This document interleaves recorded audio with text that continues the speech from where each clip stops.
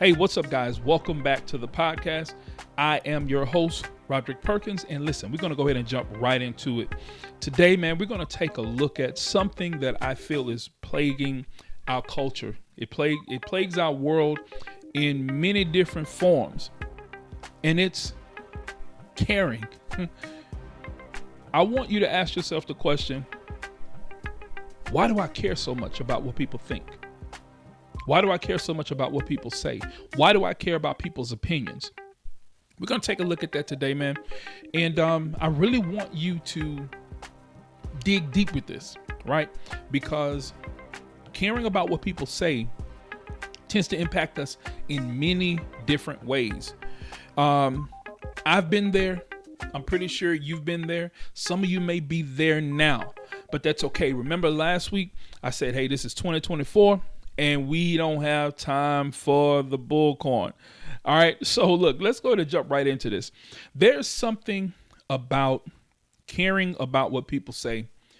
And it stems from this thing that's called social validation, right? Social validation. There is a power and a curse behind social validation. Some of the byproducts of these things are, and I just want to talk to you about a few of them. One of them, like needing social validation, can lend to low self-esteem. As a result of this, like over time, we tend to rely on the recognition and approval of others to feel good about ourselves. Why do we need that? Why do we need to rely on others to feel good about ourselves?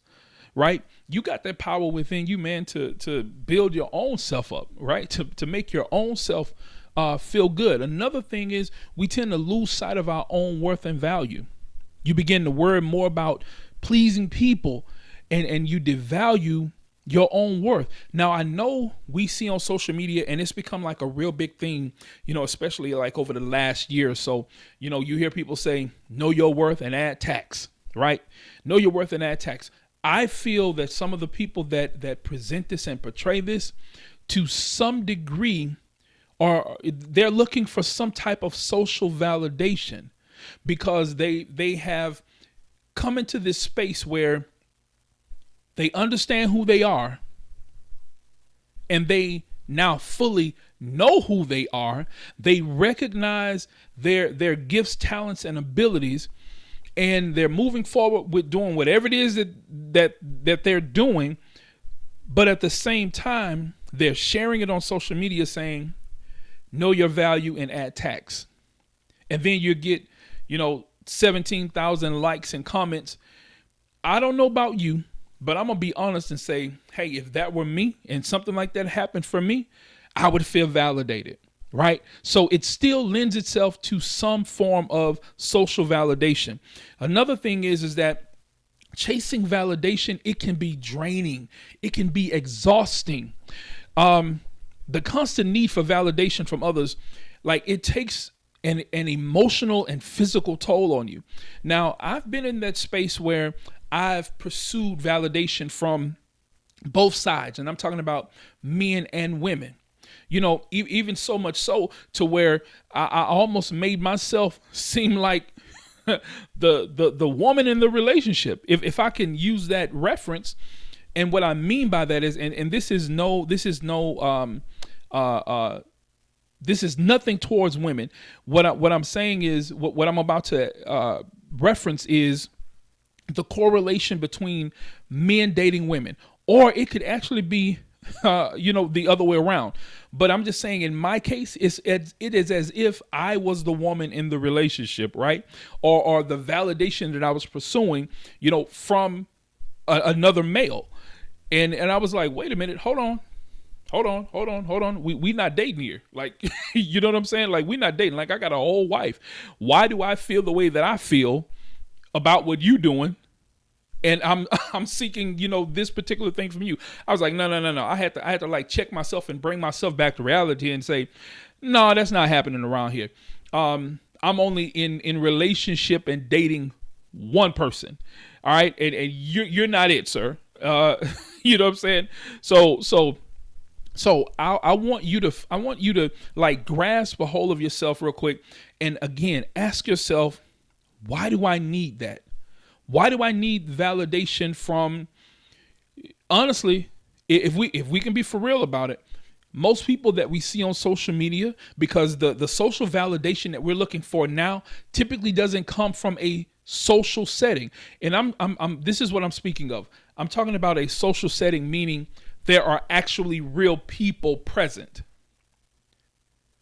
Most of the social validation that we're looking for now is based on a social community, meaning Facebook, Instagram, Snapchat, TikTok, etc. So most of the validation that we're searching for, that people are searching for, is coming from these places. So, and the crazy thing about that is sometimes the people in those places are not even real. So we're looking for validation from people that we see doing things that may not be real, and causing ourselves to get all emotionally and physically drained over nothing. The point is, no matter how hard we try, we will not be able to do anything about how people think or feel about us, or the absence thereof. Right? So there's a clinical therapist. Her name is Alyssa Acosta. Alyssa Acosta says the desire for external validation can lead to the adoption of unhealthy behaviors such as excessive self-promotion, seeking attention through provocative images or posts, and even resorting to online bullying or negative comparison to others. Now, out of everything that I just read, I want you to compare what you're doing, how you're doing it, with some of the symptoms that she gave for external validation. Now that you've identified those things, I want you to then begin to evaluate what is causing this to happen. Where is it coming from? Where is it stemming from?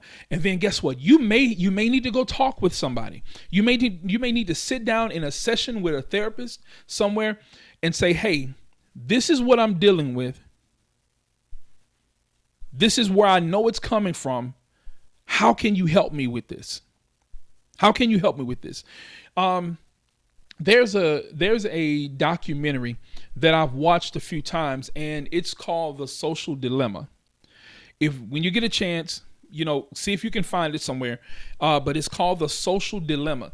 And on The Social Dilemma, you have all of these ex-employees of the various social media platforms that are discussing their problems with who they're working for, because they're talking about the algorithm. How many of you guys get frustrated by the algorithm? I have gotten frustrated by the algorithm because I'm like, wait a minute, hold on. Now I know I made this post and only 3 people saw my post. I was like, something wrong with that, right? So I know that you guys are there with me. You understand the problem with the algorithm. Well, here's the other thing about it. It is created for a few different reasons. And one of those reasons that they used it for was to capture data on people like you and I, but more so younger people like teenagers. And this data that is capturing is showing how they respond to certain posts, how they respond to their pictures being posted or shared, and whether or not someone likes them or not. And if somebody didn't like their post, it's showing all of the data about how they possibly feel. It's showing their emotions through their next post after that. Especially, let me ask you this. Have you ever been scrolling on social media and you saw something that was actually interesting to you, and then all of a sudden, like, some little swipe motion took place and then it was gone? Well, that's something that they talked about too, because something in you wanted to go back and find that thing that you were just, reading or listening to, or whatever the case may be. And then when you couldn't find it, irritation set in, so all of these things play a part in the algorithm. So a part of that social validation when you're posting things online and you're looking for that validation, know that there's another entity at play here, because it's not just people are not seeing it or not liking it, but there's something at play that's preventing it from happening. So here's the thing that I know about information. Information gives you power, right? Information gives you power. So now that you know algorithms have the ability to suppress information for a reason, how are you now going to deal with it? How are you now going to approach when you post something online that you think no one is seeing, but there's something behind the scenes making it not happen? How you going to approach that now? Ask yourself that question. How am I going to approach this from now on moving forward? Am I going to continue to get bothered and upset? You may be trying to sell cookies, cakes, and pies. You may be trying to sell the new Stanley Cup, that's wrapped in something. You may be trying to do anything that you feel could add value to your life and others. But the advent of social media in doing this definitely plays a role in a lot of what we see right now online. But what if the social media app itself is getting in the way of what you consider your productivity? How are you going to then maneuver around those things? Got it? All right. So, fear of judgment.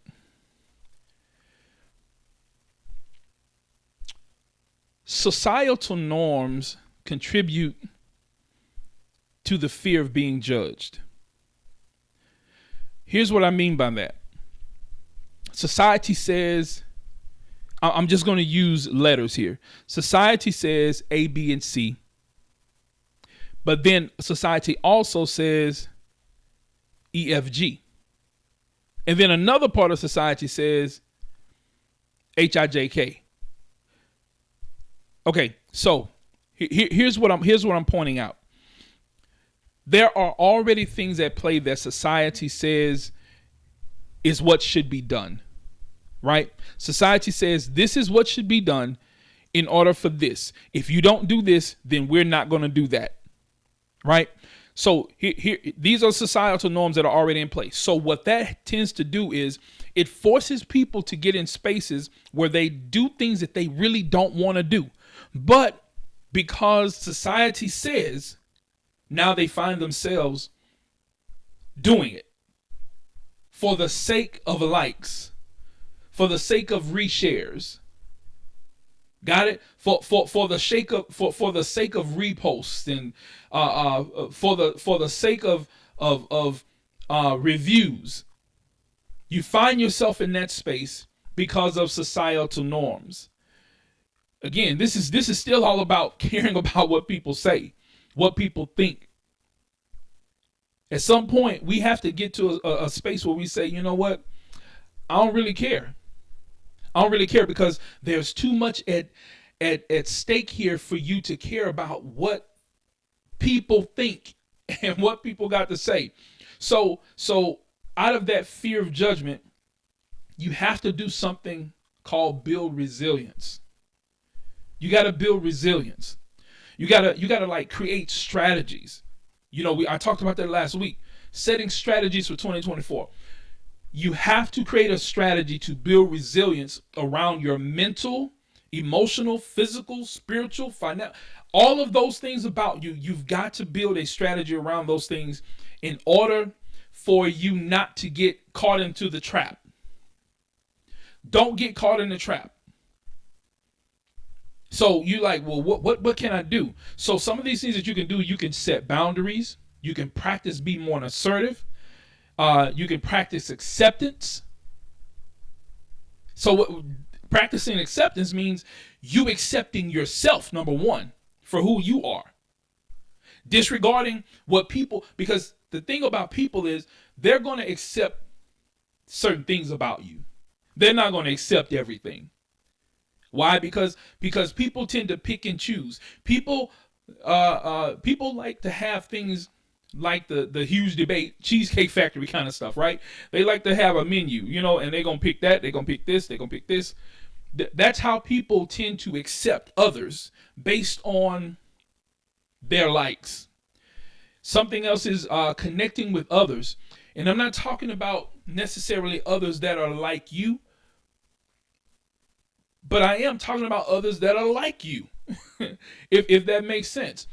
I'm not saying like a person, like people that are like you in every attribute of you, but I'm talking about people that are like you in the sense that they've gotten to a point in their lives where caring about what people think no longer matters. This can help you do the next thing, which is find balance in your life. You got to find balance, because if one thing is too much on the other side, it's going to cause you to topple. You got to develop your self-awareness. You got to know when you're reaching out too much. You got to know when you're posting for likes. You got to know when you're doing things for clicks. You got to know when you're doing that, because when it does not happen, a feeling comes over you, and you know what that feeling is like. So we got to stop doing that. Allow yourself to be imperfect. You are not perfect. None of us are. And you have to be okay with that, because pursuing perfection positions you for bad performance. You understand what I'm saying? Pursuing perfection, it positions you for bad performance. It puts you in a space to where you're doing things outside of the norm, and it's okay to. And listen, when I say outside the norm, that means out of character. Maybe I should have just said out of character. You start doing things out of character, things that you typically would not do for the sake of clicks and likes and reshares. You got to practice. Well, one, you got to look at yourself, because you have to be willing to face yourself. You got to be willing to face yourself and practice self-care. Now, look, people have, this has become a fad thing that I've been hearing over the last year as well. Self-care. You got to practice that. It doesn't just happen. Maybe you need to talk to somebody that can show you how to do that. And then from that point, then you do it yourself. Self-care. All of these things will help. All of these things will help on your journey to this new place that you're trying to go to, where you don't care about what people think or feel, where you don't care if people validate you or not. Because waiting sometimes for people to validate you devalues you. Because in essence, kind of what they're saying is, you're not really worth this right now. Not in every case. Don't get me wrong, not in every case. But what I'm saying is, sometimes we give people too much power in our lives.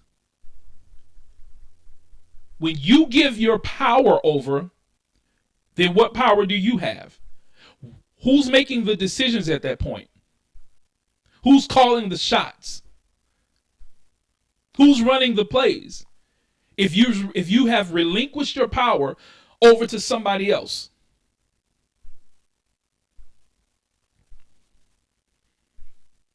Listen, over this last week, we have seen a prime example of somebody who does not care at all about what people think or have to say. Y'all know him. I know him. Love his movies. Love his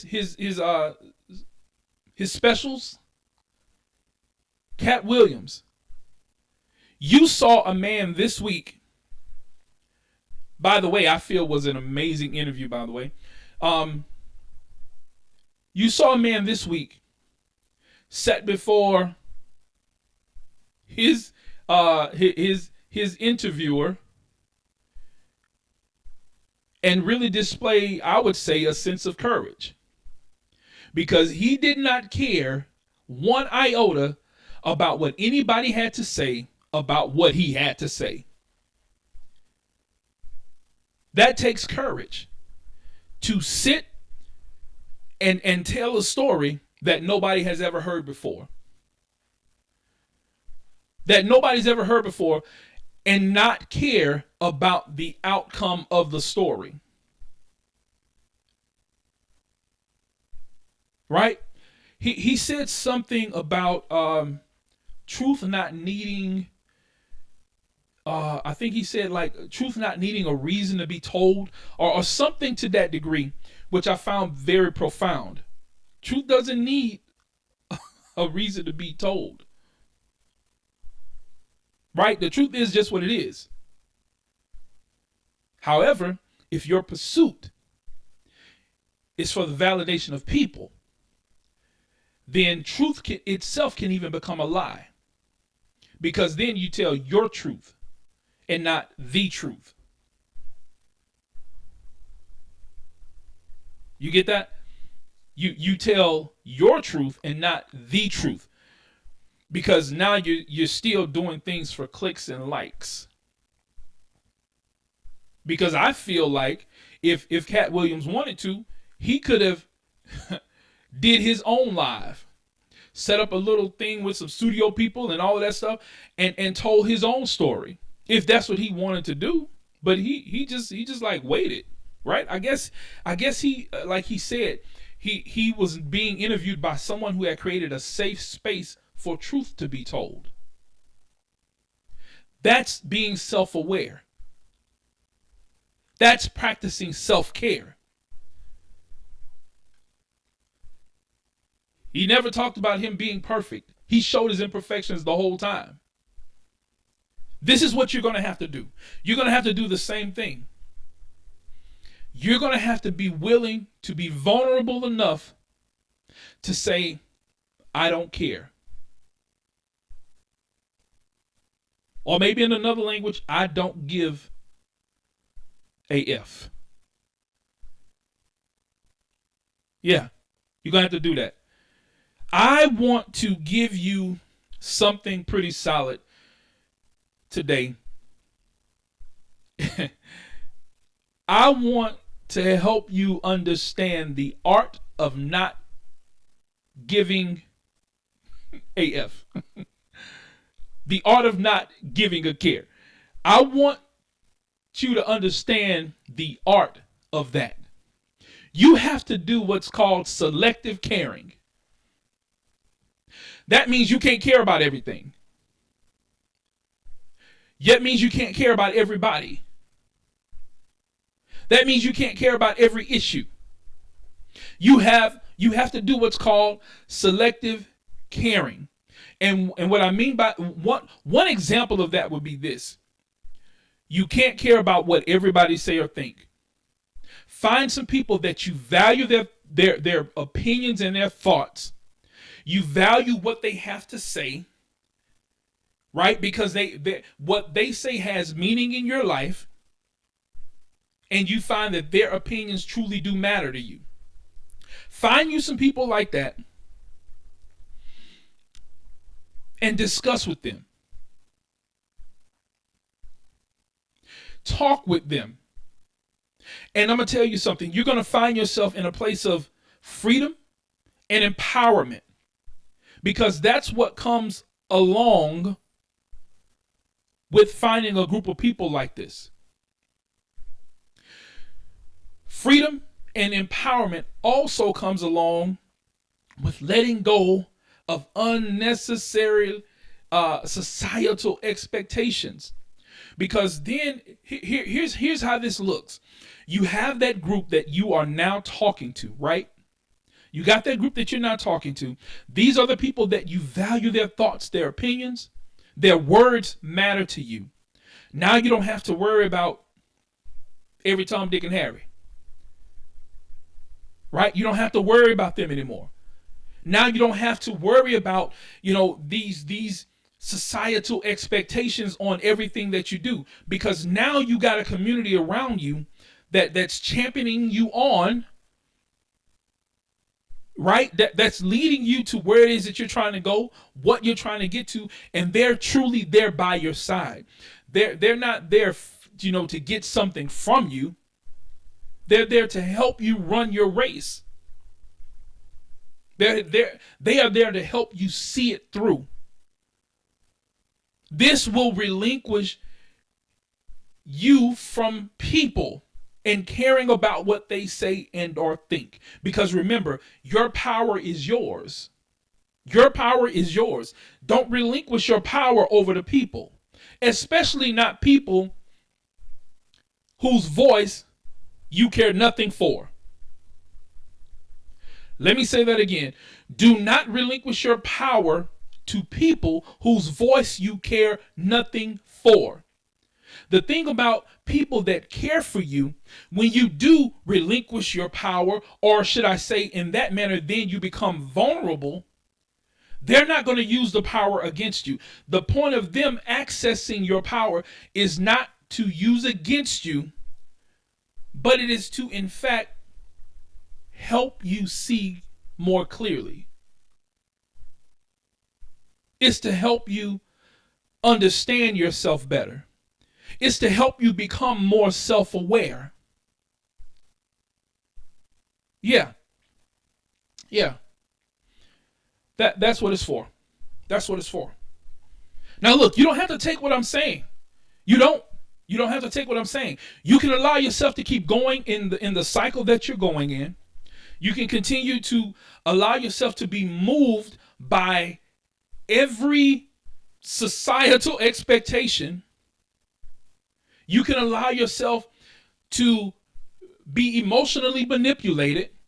You can allow yourself to continue to be physically drained, and you can allow yourself to continue to relinquish your power. You can do that. You don't have to hear a word I'm saying. All I'm saying is like I told you last week, I'm your friend now. You come to me with the same stuff from last week, I'm going to check you on it. Because when you were vulnerable with me, I'm just saying, if I saw you're vulnerable with me, again, my goal is not to take your power and use it against you. But it's to take your power for a moment so that you can really see yourself. Because sometimes, like very strong people, and typically that's the power, your strength, right? Strong people tend to have up a facade. They tend to have up these walls and things like that, so that you can't see the real them, right? So that you can't see really what's going on. So for someone to for you to get around someone that you care about, that their words matter, and you let that wall down, that's relinquishing your power. You got it? All right, cool. Look, we're at that point right now, man, where I want you to plug in with me. I want you to know that self-acceptance is important and always the number one priority. Self-acceptance. I've had moments in my life where I just wanted to fit in and be accepted. And I wanted to do it because, again, of what are considered societal norms. But when some things didn't go the way that I thought that they should have gone, I remember and I think back on how that made me feel. And